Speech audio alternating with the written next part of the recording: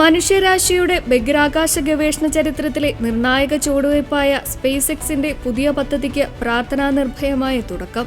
ലൂസിയാനയിൽ നടന്ന ഔദ്യോഗിക വാർത്താ സമ്മേളനത്തിൽ അബവില്ലയിലെ സെന്റ് മേരി മഗ്ദലൻ ദേവാലയ വികാരി ഫാദർ അലക്സാണ്ടർ ആൽബർട്ടിന്റെ ദൈവാനുഗ്രഹ യാചന പ്രാർത്ഥനയോടെയാണ് ഈ ചരിത്ര നിമിഷത്തിന് തുടക്കമിട്ടത്.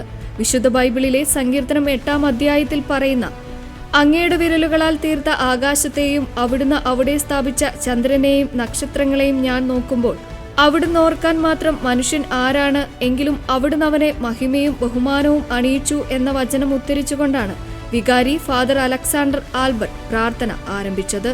സ്പേസ് എക്സിന്റെ ചരിത്രത്തിലെ ഏറ്റവും വലിയ റോക്കറ്റ് വിക്ഷേപണ കേന്ദ്രമാണ് ലൂസിയാനയിലെ വെർമിലിയൻ പാരീഷിൽ ഒരുങ്ങുന്നത്.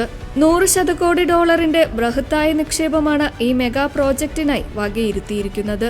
പ്രതിവർഷം ആയിരക്കണക്കിന് സ്റ്റാർഷിപ്പ് വിക്ഷേപണങ്ങൾ നടത്തുവാൻ ശേഷിയുള്ള രീതിയിലാണ് ഈ കേന്ദ്രം രൂപകൽപ്പന ചെയ്യുന്നത്. 2027 നിർമ്മാണം ആരംഭിക്കുന്ന ഈ പദ്ധതിയിലൂടെ 2029ഓടെ ഭൂമിയുടെ ഭ്രമണപഥം, ചന്ദ്രൻ, ചൊവ്വ എന്നിവിടങ്ങളിലേക്കുള്ള ആദ്യ വിക്ഷേപണങ്ങൾ നടത്താനാണ് ലക്ഷ്യമിടുന്നത്.